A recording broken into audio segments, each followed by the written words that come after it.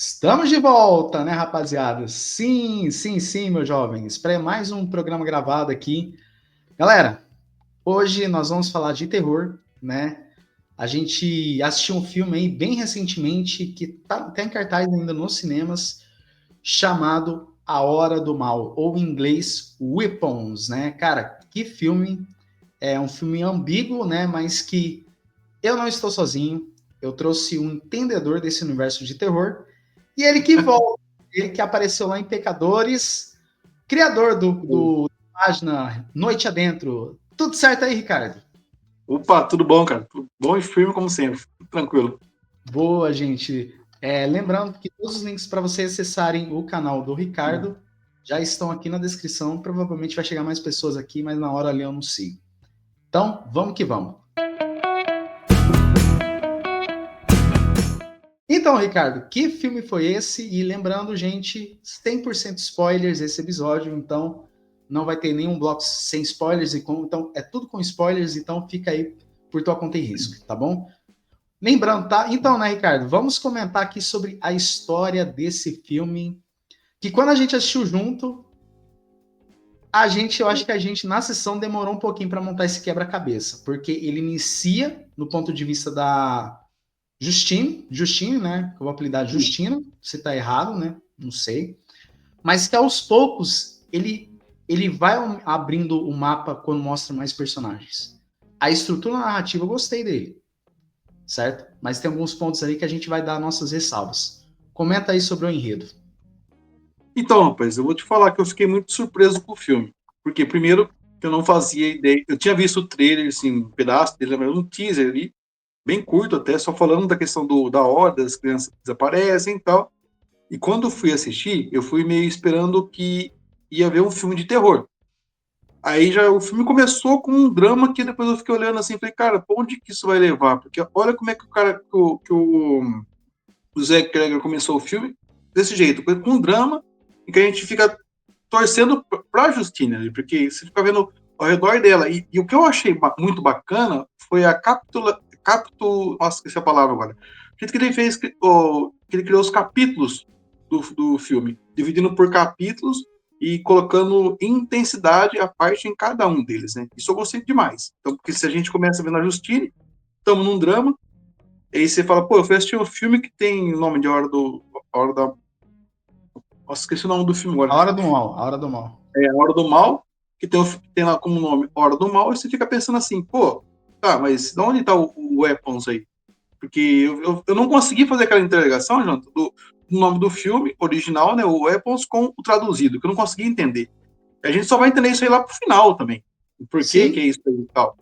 Então, sim, a parte da criação da história e o desenvolvimento foi muito bem feito. E sim. o Zé Kreger, ele conseguiu fazer a gente ficar pensando assim, pô, pra onde que isso aí tá levando a gente? Em que momento da história que a gente tá? Porque tem horas ali que você vai assistindo, você pode pensar, agora ele vai errar aí e vai desandar tudo. Que de vez em quando você fica meio. Vai ficar meio pro aleatório, até quando, um exemplo, o filme começa com a Justine naquele drama de professor normal, como aluno, É, e ela começa a ter empatia com o aluno.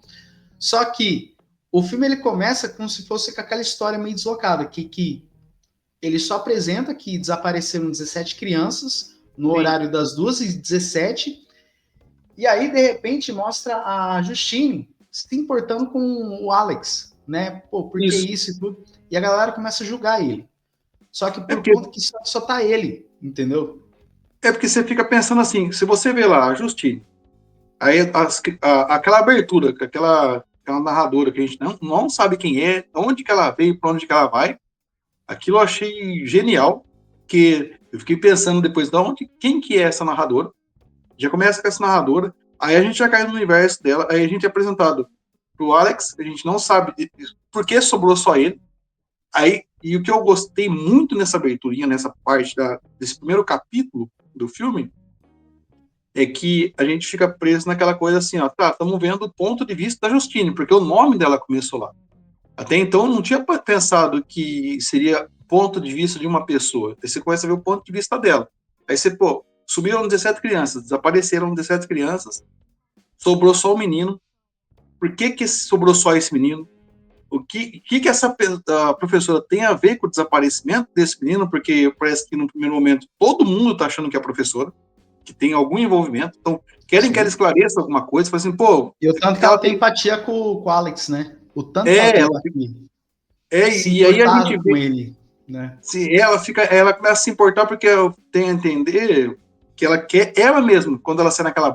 Aí o drama vai para uma coisa mais de suspense por conta do que ela faz na investigação. Ela quer entender o que aconteceu. Ela fica atrás dele para isso. Pô, eu quero entender. Mesmo que a gente tá assistindo o filme, ele fica pensando assim, pô, por que essa mulher tá atrás desse moleque? Vai dar problema com ela aí, cara. Já estão achando que ela tem a ver com o desaparecimento. E ela vai atrás aí, e tem gente praticamente perseguindo ela. Você já fica até meio tenso, assim, já começa aquele ponto de tensão no final dessa parte de capítulo dela, essa capitalização dela, assim, você fica, pô, por que ela tá fazendo isso, cara? Vai dar errado, cara, vai dar errado. E mesmo assim ela vai. E eu gostei muito do jeito que ele desenvolveu esse pedaço, porque a gente passa a ter um pouco de. A gente cria uma empatia por ela, ao Sim. mesmo tempo a gente quer saber o porquê que o moleque tá correndo dela. Nem aquela hora que ele corre, fala, não, sai correndo para fugir para dentro da casa. E aquela casa, do jeito que ela é colocada, a casa mesmo em si já ganhou uma própria dimensão de personagem, porque toda hora que entra a Sim, casa, você fica com medo. Você tem aquela sensação a de casa medo. ela se torna um personagem porque você vê ali que ela tem ela se torna única quando aparece especialmente a personagem da Gladys, que ela Isso, começa a transformar a casa em algo assim, ó, quem entrar naquela casa sai diferente. Então, tipo assim, você vê que tá acontecendo alguma coisa. E toda essa estrutura narrativa em volta disso, eu acho o que eu gostei muito é que o modo que os personagens se encontram. Por exemplo, às vezes não é do acaso, igual como a gente vê em muita série. É igual, no momento em que a Justine ela se encontra para investigar o Alex e por que está acontecendo, até mesmo se encontra com aquele bandidinho lá que roubou alguma coisa, ela sem querer se encontra com o personagem do Josh Brolin. Por quê? Ele perdeu um filho, ele perdeu seu filho. E é um pai sim. desesperado. E eu gosto muito quando a gente está no ponto de vista da Justine investigando o caso do Alex, quando apresenta o Josh Brolin, o que eu gostei é que eles vão abrindo as imagens aos poucos, até ficar um negócio mais horizonte, em que você tem toda a ampliação do cenário. A montagem tá boa. A montagem tá muito boa. A montagem desse filme é muito legal. A É edição muito da boa, cara. montagem é muito bem E é um feita. negócio imersivo. Você sabe que você tá entrando em um cenário. E sabe o que eu gostei? Em nenhum momento esse filme ele tenta enganar a gente de algum jeito. Não? Ele não vai sugerindo nada. Ele não tem aquela coisa de sugestão. E o que eu mais gostei nesse filme, que eu fiquei até pensando, pô, os filmes deviam fazer isso aí, que é uma forma de respeito, é aquela questão do sonho. Porque você consegue identificar que pô, a pessoa está sonhando. Você fala assim, não, é um sonho da pessoa aqui, Sim. mas por que esse sonho tem a ver com a situação ali? E aí você fica pensando, você fica meio preso. Até quando a Justine está sonhando, que ela. Você consegue entender, né, aquele primeiro sonho dela, quando ela está na sala de aula, você sabe que aquilo ali é um sonho. E você fica pensando até a hora que você vê o Alex sentado, meio parecendo lá um zumbi, você fica, cara, mas por que esse menino tá desse jeito? O que tem a ver com a Justine ver ele desse jeito? É isso que eu gostei, porque querendo ou não, você fica se perguntando um monte de coisa, e depois uma parte você vai ter resposta, mesmo que você tenha um final fechado, mas uma parte sem resposta, você fica pensando depois, tá, mas o que aquele sonho me levava a acreditar que estava acontecendo com a Justine? Assim como o sonho até do Archer. O Arte. Archer, a gente consegue entender que o Archer tinha um problema sério com o filho dele, e o fato do filho dele ter desaparecido disparou alguma coisa dentro dele. Eu não sei, até na hora que o filme acaba, eu não sei se ele estava atrás do filho dele por ser filho dele, porque é um amor de pai, ou se ele estava atrás do filho dele por sentimento de culpa. Porque tem aquela parte, lembra que ele fala assim, pô, eu podia ter dito que te amava. Ele não chega a falar que É podia ter meio dito que que te o amava. ambíguo, né? Porque É, é igual que eu falo. Família, cara, entra naquilo, né? Pelo que dá para entender, eu não vou falar que é um sentimento de culpa, mas era de amor ao filho, entendeu? Mesmo assim, os dois não se dando bem, cara, é aquele negócio, mano. Filho, cara, entra Sim, naquele negócio. O pai, ele vai até onde o filho for, entendeu? Então, era um negócio meio de amor paterno mesmo, entendeu? Então, era um aquele. negócio mais de amor. Era um pai É, desesperado. Mesmo, porque assim, pelo que o filme ele dá, no momento em que o personagem do Arthur vai atrás do filho dele, parece que o filme não te entrega que ele tinha uma culpa ali. Ele só vai te entregar a culpa no momento que ele tá sonhando. é isso Exemplo, aí. sonha ali com o caso e tudo, não sei o que. Até mesmo no final, quando o filho dele ele demora para recobrar a consciência. E até mesmo, tipo assim, pô, tá acontecendo alguma coisa ali. Só que por muitas vezes o filme não te entrega de bandeja. Você tem que interpretar com a sua A maior vontade. parte dele é assim, você tem que estar tendo que interpretar o que está acontecendo, porque quando ele vai mudando de personagem para personagem, que vai criando a estrutura da história, ele vai montando o quebra-cabeça com a gente, quem está assistindo, você vai entendendo que aqueles encontros, aqueles ganchos que ele usa de encontro de um personagem com o outro, para a próxima parte da história, e que aquela próxima parte da história, acho que na terceira parte, você já entende que puta, vai intensificar o terror aqui, porque até então não mostrou nada de terror. Tô vendo um drama e um suspense investigativo, uma coisa que tá investigando. Agora começa a aparecer o sonho. Agora começa a mostrar que que a terceira história acho que é do policial, até ela começa a mostrar que tem É a alguma do coisa policial. errada, que tem uma coisa errada aí e que essa coisa errada tá pegando todo mundo. Aí a gente começa a ver que ali é uma comunidade pequena, que as pessoas acabam que se conhecem todas ali. Aí entra naquela coisa que até hoje eu tenho aquele sentimento que eu estava lendo uma história do Stephen King, porque é do jeito das histórias do Stephen King, é o desenvolvimento que ele tem nas histórias dele ali.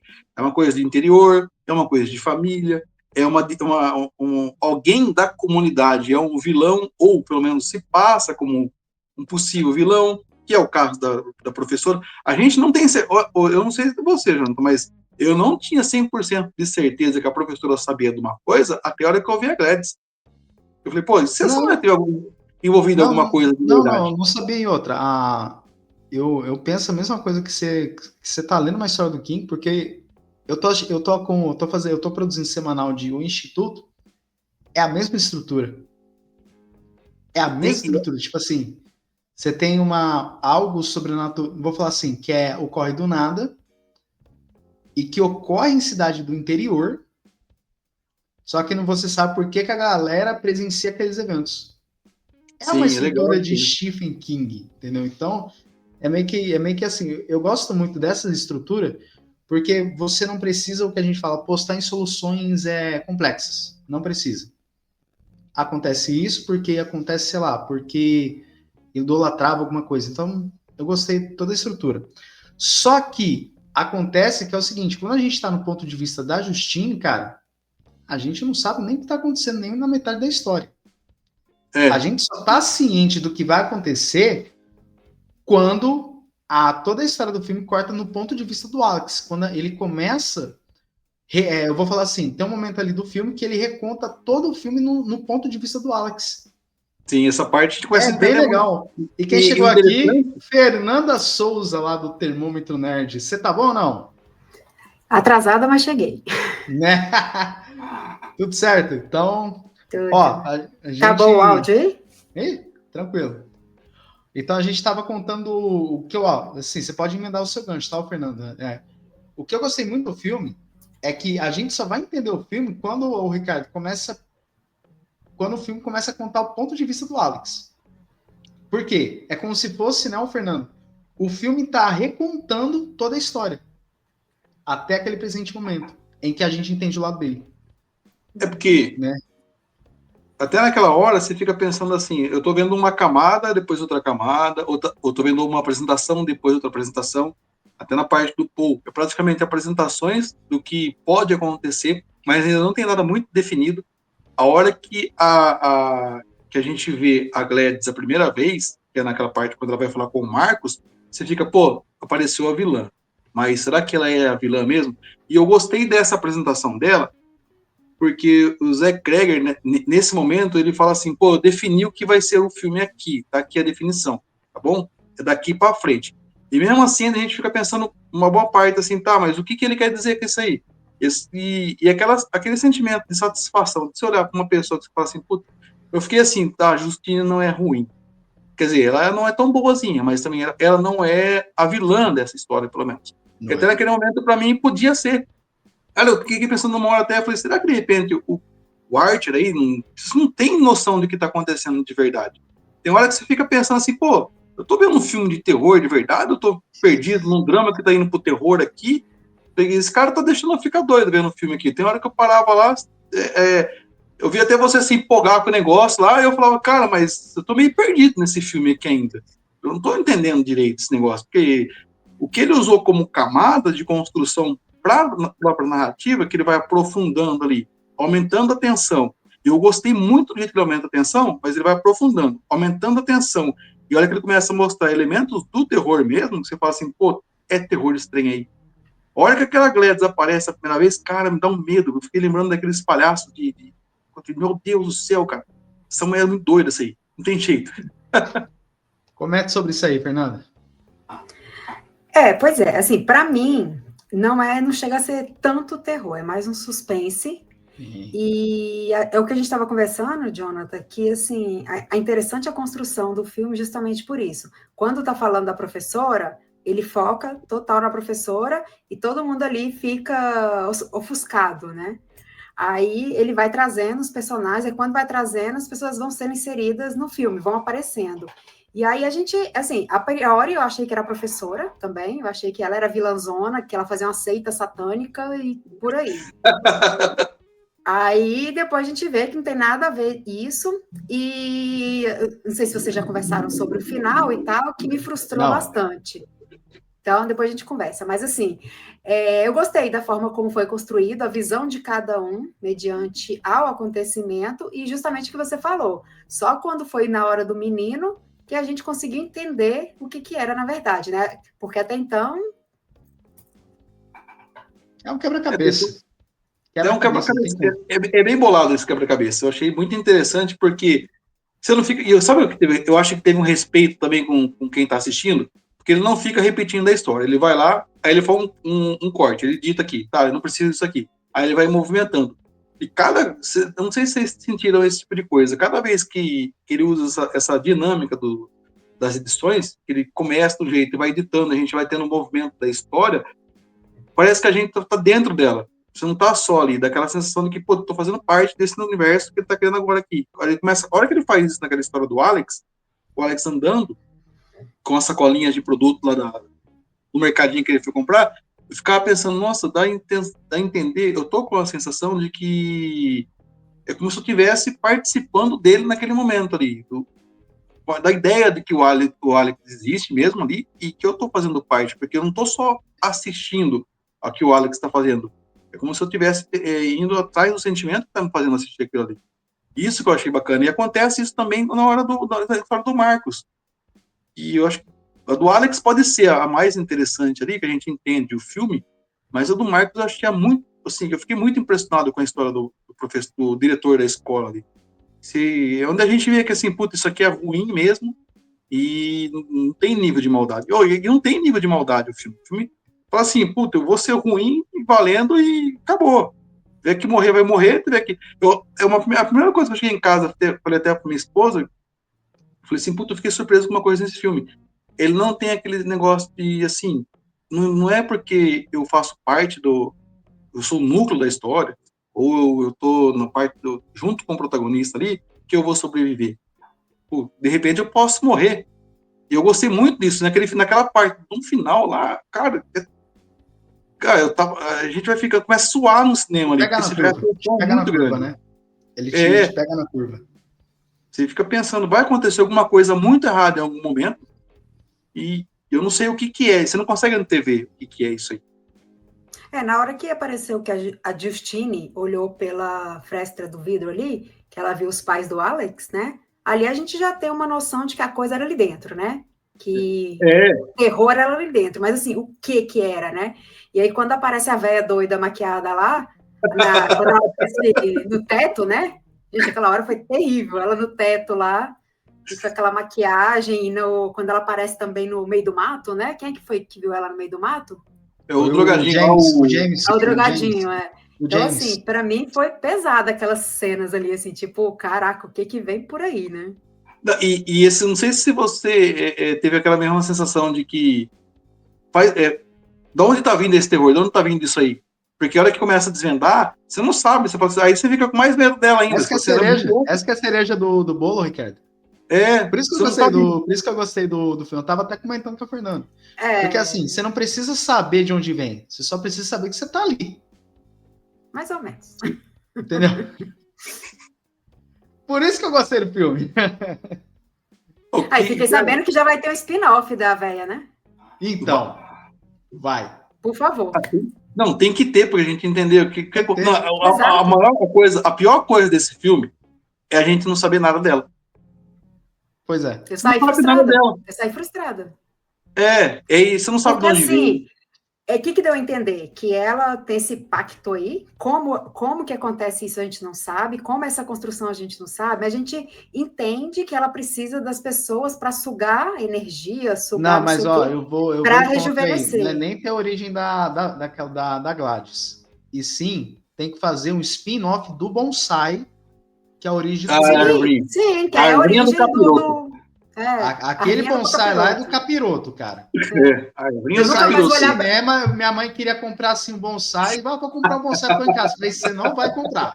Nunca mais vou olhar do mesmo jeito. Nunca mais eu quero olhar bonsai na minha vida. Depois desse filme. Ai, meu Deus do céu. Pois é, aí que assim, acontece? Não, vou comprar um bonsai. Falei, você não vai. Aí, assim, para mim, eu vou falar a minha opinião. Eu achei que, por conta disso, ficou essa ponta solta. E aí, por exemplo, na parte das crianças, a gente entende que ela precisa. Aí eu não sei se é sugar energias, como que ela se alimenta do humano para ter a juventude. Então, ela até falou, né, que tentou os pais do Alex, não conseguiu, pegou as crianças. Mas e aí? As crianças estavam lá 3 meses catatônica. Como é que ela se alimentava dessas crianças? Que eu achei que, assim, a priori, eu achei que ela matava, tomava o sangue, alguma coisa do tipo, né? Mas, sei lá, se é energia. E a questão também do catatonismo. O Josh Brolin, por exemplo, ele, na hora que quebrou, ele já, né, saiu. As crianças não. Algumas voltaram e outras não, né?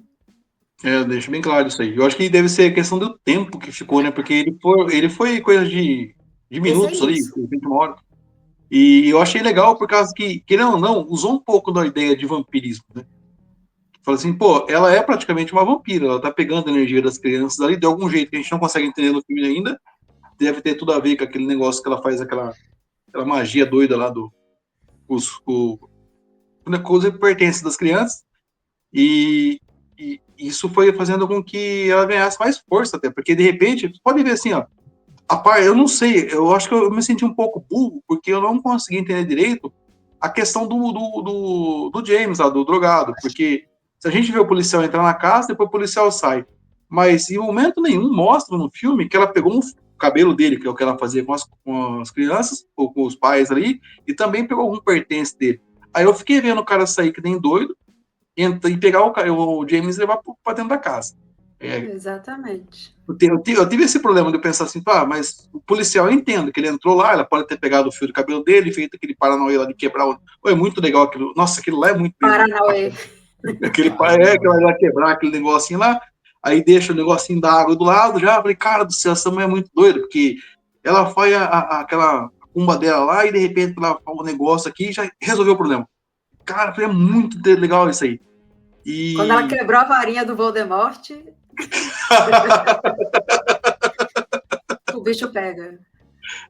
Eu tô vendo, Harry Potter, se conhecesse essa mulher, não tinha tanto problema. Cara, a bizarrice maior para mim desse filme é quando a Gladys começa a ter aquela tortura ali com os pais do Alex. Aqui dali, eu fiquei tenso, cara. Nossa, aqui dali, cara, tinha um momento ali, cara, eu tava tão vidrado, eu assisti junto com o Ricardo, Fernando, na mesma sessão. Aí eu ficava assim, falei, mano, o que vai acontecer, cara? Porque a cada take, a cada vez que essa VFDP aparece aí, cara, você fica com mais raiva, entendeu? Porque entra naquilo que eu falou. Vocês falaram, eu concordo plenamente. Você não sabe de onde que saiu, mas é assim, essa cena dela torturando os pais do Alex, aquilo dali, pra mim foi. Cara, foi eu senti o que era o terror ali. Porque. Eu achei legal porque eu assisti de manhã na cabine e à noite a gente foi para a pré-estreia. Então, assim, eu sentei do lado de um amigo que foi para a cabine e a gente começou a conversar. Cara, agora você entendeu essa parte? Agora você entendeu por que é isso? Tipo assim, a gente pegou coisas que a gente não tinha pegado. Então, é muito interessante quando você assiste pela segunda vez. Até então, por exemplo, a gente não sabia que era o Alex que estava narrando a história no início. E aí você entende. Você só entende no final. É porque, assim, o filme, ele que nem eu falo. Por isso que eu falei, por isso que eu gostei muito desse quebra-cabeça. É um quebra-cabeça, eu acho que cada um, mesmo a gente discutindo agora, até mesmo quando eu conversei com o Ricardo, depois da sessão, com a Fernanda também, é que o filme, ele teve, cada um montou um quebra-cabeça de um jeito na tua cabeça. Cada um ali encaixou as peças conforme você entendeu. É igual, como o Ricardo e a Fernanda já cria conteúdo assim a rodo, mesmo assim, tinha momentos em que eu estava conversando com a Fernanda, a gente divergiu um pouco do que a gente entendeu, porque e tá tudo mesmo. Bem. E tá tudo bem, tipo assim, tá tudo bem, porque eu entendo assim, em que a partir do momento em que o Alex narra a história, é o que a gente tem o senso real do rolê. Mas pode acontecer também do ponto de vista da Justine ser o ponto real, ou até mesmo quando apresenta o pai o próprio personagem do Art, e assim como todo mundo, meio que ele vai dando a sua visão. Cabe você eu acho que é justamente esse é outro quebra-cabeça. Você interpreta do jeito que você quiser e você tem várias visões da mesma coisa. E aí cada telespectador vai pegar o gancho de onde acha que é mais, assim, que acha que é o certo, né? Porque não tem aquela história de que tem a versão do fulano, do ciclano é verdadeira. Então aqui a gente vai ter várias versões, né, da mesma história. Porque é o que ele faz quando ele... Eu acho que a ideia do Zé Cregger é essa aí, o principal é essa. Eu estou contando uma história em que nenhum ponto de vista ali é verdadeiro, é totalmente verdadeiro, e que a gente só vai entender, pelo menos o telespectador só vai entender no final, na hora em que, assim, olha, é isso aqui que eu quero mostrar. Só que tem uma pergunta que eu me fiz um monte de vezes, a hora que apresenta a dona doida lá, velho. Porque o que acontece? Eles falam que ela é tia deles ali. Mas, cara, faz mais de 10 anos que eles não viam aquela mulher lá. Tá pensando, faz mais de 10 anos, eles não viam aquela mulher. Ela chega toda estrupiadinha lá, que ela chega praticamente, parece que ela tava passando por sessão de quimioterapia, coisa muito séria desse jeito. Aí ela chega daquele jeito lá, quase se arrastando. Aí no dia seguinte ela já tá parecendo até, tá pulando, dando alegrinha, rodopiando, tudo. Você fica, pô, mas será que essa aí é tia mesmo? De onde que vem esse trem? Porque não dá pra acreditar que ela era tia. Eu fiquei pensando nisso aí, será que essa mulher é tia, era parente? Ou ela encontrou um ponto vulnerável? Porque é aí que você consegue entender o motivo do nome do filme ali, porque tem toda uma desestrutura dentro de cada um dos pontos de vista que a história é contada. Que nenhum deles é bom, é por isso que eu acho que o nome é isso aí, que nenhum deles é bom. É o Weapons, né? Oi? Weapons. Por isso, Weapons. Nenhum deles é bom. Armas. Todos eles têm um ponto fraco que faz com que esse ponto fraco é quando a gente tem como gancho a história. O ponto fraco de cada um é o motivo da história. Aí a gente vê a Justine não vale nada. O policial é alcoólatra em reabilitação. O Art é um pai problemático. O James é um drogado que só tá ali e depois ele se interessa porque ele quer receber o dinheiro. Aí tem o Marcos, é um diretor que fica toda hora, é o único que tem uma ligação direta com a Justine, que fica toda hora atrapalhando o desenvolvimento dela, e até fica falando, olha, ela tem problema no passado aí, ó, tem isso aí. Aí quando a gente é apresentado pro Alex, você fala assim, puta, vai ter um alívio agora. Mas o problema é quando a gente vai ver o Alex, é que já tá na parte mais tensa do filme só, você tá vendo ali, o cara tá... Você já apanhou muito já, cara. Isso que eu fiquei meio assim... Cara, eu acho que pra mim, o título desse filme não devia ser armas, e sim devia ser triggers, né? Porque são gatilhos. Né, Fernando? Se aquela Aí eu te pergunto, por que armas? entendeu? Tinha que ser triggers, né? Que é tipo gatilho, engatilho, tiros, né? Porque assim, eles são gatilhos, eles despertam esses gatilhos emocionais, porque entra naquilo. Você só vai entender esses gatilhos emocionais depois do filme. E eu acredito que seja armas, pode ser que eu esteja errado, mas sim, pode ser não tenho nem certeza se eu tô certo. Já tô errado e para achar que eu tô certo. Mas assim, eu acho que é porque cada um dos personagens que é apresentado como um capítulo, ele se comporta como uma arma para uma pessoa dentro da história. Então tem isso aí, porque a hora que aparece que tem aquele rifle aparece em cima, aquela cena lá que O que o é Archer está isso? sonhando, e que Isso ele eu não vê entendi até a arma agora. no Também escuro, não. é esse que é o ponto da arma. Tipo assim, aqui estão as armas, entendeu? Ali é onde está tudo escondido, aquele arsenal ali. Porque quem que é o principal motivador daquilo é a velha doida lá, cara. Então ela cria Mas as ficou armas. esquisito. Para mim ficou Ficou esquisito. Aí tá. estranho. E tem Ficou o 2 e parecendo um jogo de 17. videogame. É. Não faz Pareceu coisa de jogo sentido. de videogame É por ali. isso que eu quero o spin-off do Bonsai. Por Bonsai, isso. o resgate final. É, porque o Tem que bonsai é ter a uma origem de tudo, explicação. pô. Não é nem a história da Gladys. A Gladys, se você for ver, foi só uma Agora, manipuladora, né? Foi só uma gente, peão do jogo. se o diretor quiser, ele tem um potencial para fazer uma saga aí, tipo os 3 filmes. No sentido assim, por exemplo, o Alex foi morar com uma tia normal, boazinha. Pode ser que não seja. A questão do Alex pegar essa coisa de como ele aprendeu a fazer a magia, ele dá continuidade. Ou então a Tem. própria cidade surtar, os meninos surtarem e querer matar todo mundo. Então, assim, tem potencial para fazer muito filme aí. É porque aquela narradora lá que não sabe quem que é fala no final, é Se isso aí. surgir uma trilogia aí, não fazendo igual um filme aí, que os 2 últimos minutos viram um tokusatsu, tá bom. Esse, se você pensou que era Extermínio 3, é isso aí mesmo. É esse filme aí, entendeu? Não vou dar spoiler, cara, mas tipo assim, tem um ponto ali do filme, no final do filme, os 2 últimos minutos, eu fiquei perguntando pra Fernanda assim, pra quê? Vira um tokusatsu do nada, tipo assim, é um bando de personagens dando pirueta, porrada pra lá, pra cá, e você fala, pra quê? Mas tudo bem, isso aí não é assunto. Quem é você? Quem é você? Enfim. Pois é, engraçado que esse filme é uma crítica que eu faço aos filmes de terror atualmente, que eles estão querendo baixar a classificação indicativa para os adolescentes. Com isso, os filmes estão perdendo muita credibilidade e eu acho assim, quem quer ver filme de terror, quer ver morte, quer ver sangue, quer ver gore. E não tem, por conta da classificação indicativa. E esse filme era para ser 16 anos, 14, mas por conta da cena final, que as crianças comem a véia, se tornou 18. Por causa dessa cena. E é a cena mais Teve um cara galhofa. atropelado. E a cena mais galhofa do filme. Não, o cara foi atropelado, aparece o rosto todo acabado, ele bate cabeça lá com o marido, mas a cena final tem que ser 18 anos. Não, e é a cena mais galhofa, cara.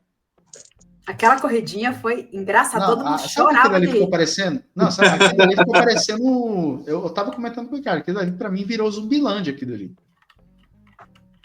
A Porque... Virou, mas não, mas virou. mesmo assim, eu acho que era um alívio que a gente precisava pro final, pra você entender, porque estava todo mundo tenso ali. Assim, você está vendo aquele negócio. De repente, você fala assim, nossa, ficou bacana. Ficou bacana cara, ela corre, cara, aquela mulher não dá pra correr com ela, não. Ela corre mais do que eu, cara. Não, pô, sabe quem compete? A mulher chegou de bengala, acabada, acamada. E correndo daquele jeito. Mas ó, tem uma pessoa aí que iria correr e iria competir com essa velha. Foi o cara que ganhou foi o bêbado que ganhou a maratona numa cidade aí. Esse cara iria ganhar. Não, porque, cara, ela corre demais. Ao invés da velha assim, pré-requisito, vou falar a palavra, sangue, do cara foi pré-requisito, álcool, tudo bem. E os bestas ela treinando, alongando. Você acha que pode isso?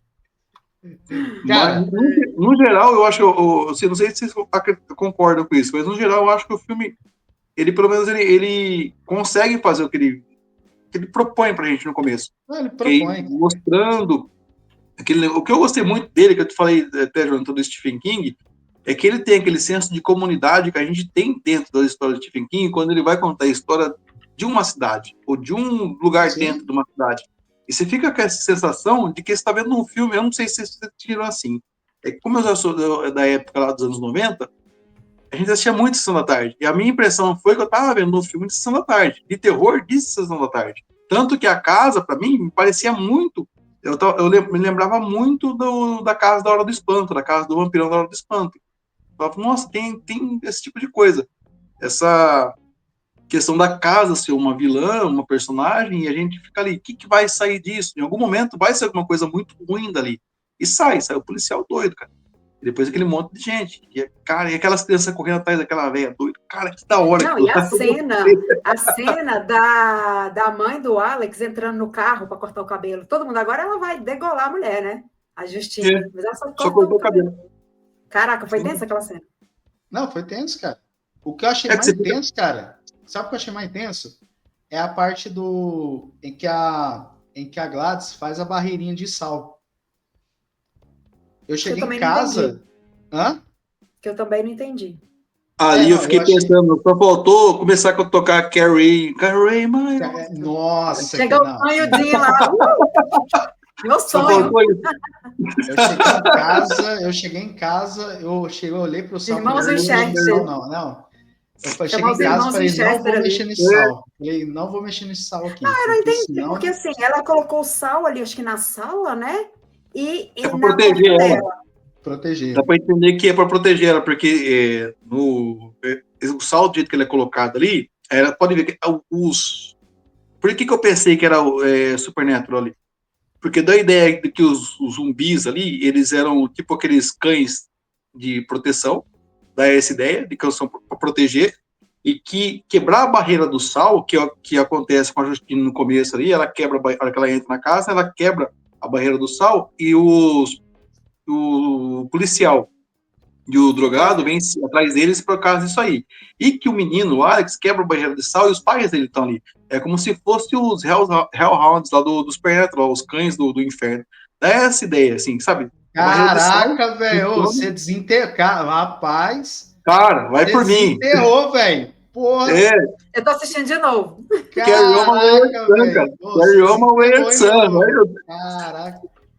Fernando, o papo de Supernatural você tem que chamar o Ricardo Avegel, porque eu dropei na décima temporada, porque isso aí eu nem lembrava, cara. Você nem lembrava. Cara, não, na hora, eu lembrei disso aí na hora, porque, e fica um pouco mais interessante ainda, porque você lembra disso na hora, que tem essa proteção, que o sal faz, né, para proteger, só que o sal é o contrário, né? No Supernatural, o sal é para proteger, mas pro mal não entra. Ali é pro mal sair. Então, eu quebrei a barreira, o mal tá vindo. E aquela árvore lá, eu tô tentando achar alguma ligação com alguma coisa que eu já vi e que tem aquele negócio da árvore. Eu não consegui lembrar até agora. E olha que eu pesquisei. Fiquei vendo no YouTube um monte de coisa aí, e Google, mas nada me levava a entender a respeito do bonsai. Que, sei lá, cara, aquele bonsai lá é a árvore do capiroto mesmo. Não tem outra explicação. Não tem. Que é do mal. Cara, aquilo ali, nossa. Supernatural é cultura, tá vendo? Quer saber sobre esse meio? É Supernatural. Supernatural, cara. E recomendação, jamais compre um bonsai depois de assistir esse filme, hein? Vamos lá. Bom, Warren, faz o spin-off desse bonsai aí, porque você merece. Vamos lá. Cara, notas. De 0 a 10 eu vou dar 7,5, porque assim, tinha algumas coisas ali que poderiam, o que a gente fala, ter mais impacto ali. Mas eu gostei, não é o melhor filme de terror para mim, certo? Desse ano. Eu ainda coloco Pecadores ali em meu top 1. Porque... Invocação do Mal, vai ser Invocação do Mal. Não, eu não. Tô na fé. Eu acho que vai ser também. Eu torço a Invocação do Mal. Cara, eu tô torcendo a Invocação do Mal. Mas setembro aí vai ter maratona na outra rede social que a gente vai assistir junto aí. Então, cara, eu gosto demais. Eu tô torcendo pra Invocação do Mal. Então, vamos lá. Eu dou 7,5. Minha saga favorita. Porque assim, eu vejo que esse filme, A Hora do Mal, ele poderia ser um filme que, tipo assim, um terror... Ele é um terror imersivo? Ele é. Só que o que ele se salva muito na parte técnica. Edição, cara, a edição, ela muito imersiva. Eu tava até comentando com o Ricardo, cara, a edição ali tá cirúrgica. Eu até brinquei com a Fernanda, Ricardo, que esse filme, o orçamento dele foi um pastel em Guaraná. Por quê? Ele consegue fazer muita coisa com pouco recurso. Especialmente no seguinte, tem momentos ali que o filme, ele, tipo assim, ele só com uma câmera fixa, ele caminha com o personagem e ao mesmo tempo mostra o cenário. Só que é aquela câmera que você não precisa ser uma câmera tipo um IMAX da vida. Entendeu? Então ele consegue aproveitar esses pequenos detalhes. Isso que eu gosto por conta disso. E ainda mais quando você tem um lance da edição. E outra, e são recursos, né, Fernando? Você que faz muito vídeo de crítica, técnica e tudo mais, você precisa, não precisa de muito. Por conta disso. Então ele consegue fazer muita coisa com pouco recurso. Então você vê ali que é um recurso limitado. Então você vê ali que ele consegue aproveitar o que ele tem de vantagem. Então por isso que eu dou 7,5. A parte técnica em si está incrível. O que eu esperava mais, eu queria ver um roteiro muito mais imersivo. Só que, de resto, ele consegue entregar um quebra-cabeça. Eu gosto de coisa assim, você tem que montar a sua interpretação. Então, por isso que eu dou 7,5. E você, Ricardo? De 0 a 10, o porquê? Então, rapaz, eu, pensando assim, levando em consideração um monte de coisa que eu fiquei pensando desse filme, eu não consigo dar... olhando para ele, para mim, é um filme que vale 9. Por quê? Pela estrutura da história. Sim. Ele começa, que nem eu falei lá, ele começa com um drama, aí ele vai para um suspense, aí ele vira um suspense investigativo, aí de repente começa a aparecer alguns elementos que você não sabe onde que vão levar. Aí tem aquela questão dos cortes, a questão do som. O som do filme é muito bom. Gostei demais do som do filme, dos cortes do filme, da edição do filme. A montagem é muito bem feita. Tem hora que você parava no filme, você queria se dizer, você não achou um filme imersivo. Eu teve momentos, eu estava assistindo o filme, em que eu tenho medo do que ia acontecer, mas não porque é um filme de terror, assim, porque tem horas que eu fiquei pensando, esse filme não é um filme de terror. Ele tem elementos de terror, mas não chega a ser um filme em si de terror. Mas eu ficava tenso porque eu pensava assim, vai acontecer, tinha toda hora aquele negócio, vai acontecer uma coisa muito ruim e a gente não está preparado para ver de onde que é. E o que eu mais gostei foi o respeito pelos jumpscares. Ele construiu a base para o jumpscare, ele leva a gente até ter naquela hora em que vai ser alguma coisa daí, e não é aquele jumpscare bobo, sabe? Não é um negócio tirando o sarro da gente. Funciona, acho que são poucas cenas de jumpscare que tem, mas todas elas funcionam. Então, você tá pego num negócio que te respeita como espectador. Isso eu gostei do filme. O final do filme, que nem a Fernanda disse aí, eu concordo que faltou algumas coisas pra gente ficar satisfeito. Pra ser ter a satisfação do filme. Eu gostei muito da corrida do final. Me sentindo vendo um alívio. Foi a comédia. Virou um terrir. E aquele alívio que me trouxe por conta de toda aquela tensão. Só faltou a regra.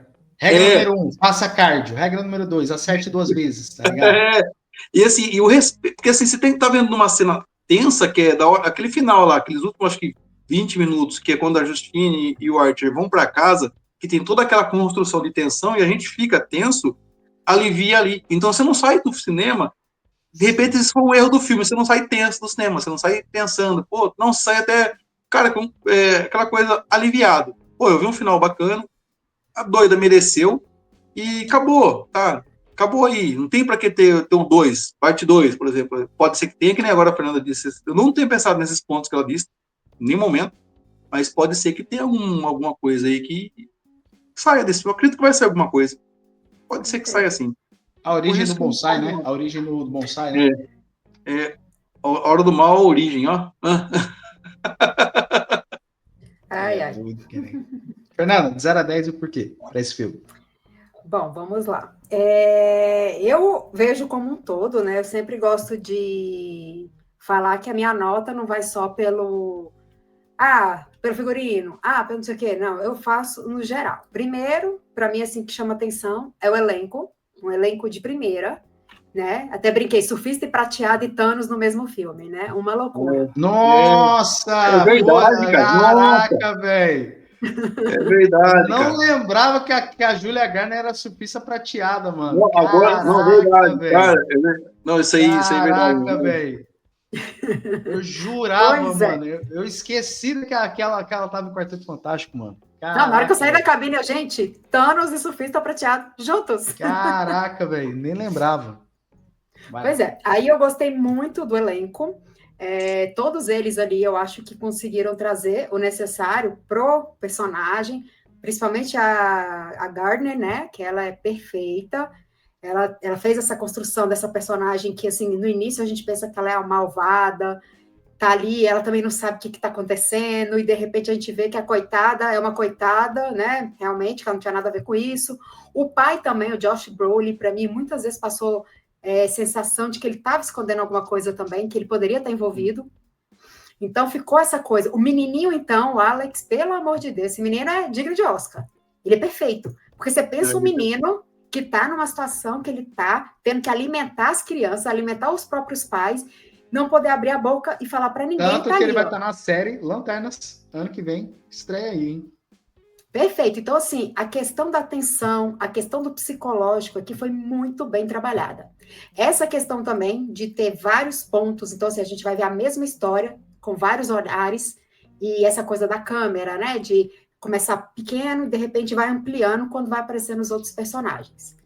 Só que me frustrou realmente, eu falei assim, tinha tudo para ser 10. Tava muito bem, muito bem, muito bem, mas aí o final, por essa questão de não trazer explicação, de, sabe, essa coisa, eu não gosto de sair assim, poxa, mas por quê que aconteceu isso? Mas por que aquilo? Eu gosto das coisas muito, né?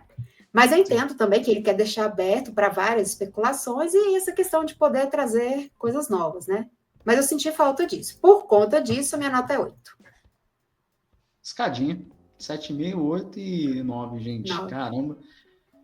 E meu nome quero esse moleque botando medo na sua série Lanternas, o Alex, hein? Se não for isso, eu nem assisto. Maravilhoso. Vamos lá. Galera, estamos encerrando mais um papo aí, papo maravilhoso aí. Vai estar disponível aqui no canal no YouTube, também se você gosta de ouvir no Spotify, vai estar lá também, uma versão mais editada. Então, ou seja, a gente está gravando aqui, mas você vai escutar em breve nós aí, ou já escutou, vai escutar, deve estar disponível ou não. Acompanhe nossas notificações. E despedidas, agradecimentos, Ricardo, o que é o Noite Adentro, e parece que tem coisa nova aí. O espaço é seu. Tem sim. Até que enfim voltei a fazer coisa no digital para terror. Noite Adentro é um projeto de leituras de livros de terror e também de filmes de terror. A base do universo toda dentro ali é terror em si. Eu tô recomeçando, né? Que eu tive fiquei um tempão parado e voltei às leituras de terror tudo agora, em 2, 3 meses atrás, e que me provocaram para ler César Bravo. Eu comecei a ler e foi indo, eu falei, não, vou voltar com isso aqui, porque é uma coisa que eu gosto muito. Noite Adentro, por enquanto, tá só no Instagram ainda. Daqui a pouco eu vou começar com os vídeos no YouTube. Mas por enquanto, estamos aí. Boa. E, Fernanda, despedidas, agradecimentos, o que é o Termômetro Nerd, como que o pessoal tem contato com você? O espaço é seu. Jabá. Né? Bom, o canal Termômetro Nerd é um canal voltado para a cultura nerd geek. Eu falo sobre filmes e séries, participo das cabines de imprensa, aí eu trago a crítica em primeira mão, participo de eventos também. Final do ano estamos lá no Supernatural, 20 anos na Comic Con. E, pois estaremos lá. E aí, eu faço isso como apaixonada pelo mundo nerd geek, não sou profissional, mas eu faço, como eu sempre digo, de fã para fã, né? Eu sou muito apaixonada. E eu estou no YouTube, no TikTok, no Instagram, e agora entrei para o Kawaii também, que está indo bem, tá bem bacana. Então, se quiserem me achar, estou lá, Termômetro Nerd. É isso aí, gente. Segue o canal do Fernando, o conteúdo aqui do Anderson também já vão estar na descrição. Galera, é assim, Alien Earth, estamos fazendo conteúdo semanal, tá bom? Então a gente iniciou, já tem disponível episódios comentados dos primeiros episódios, cobrindo o Instituto do Stephen King, né? Que é uma série baseada também. Então, assim como esse episódio também que vocês estão escutando, e também assim como outros conteúdos. Setembro, tá aí na porta sim, tá aí na porta. Vamos cobrir Gen V temporada 2 e outubro tem a série de It. Então, assim como eu lancei o convite para Fernanda, Ricardo, quero tua presença também para falar de It. It vale a pena. Hein? Sim, gente. Assim como a gente trouxe terror, vamos trazer terror semanal para falar da série de It. Adoro. Seguem o Ricardo, seguem a Fernanda. Termômetro Nerd, Norte Adentro. É isso. Até a próxima. Valeu. Tchau.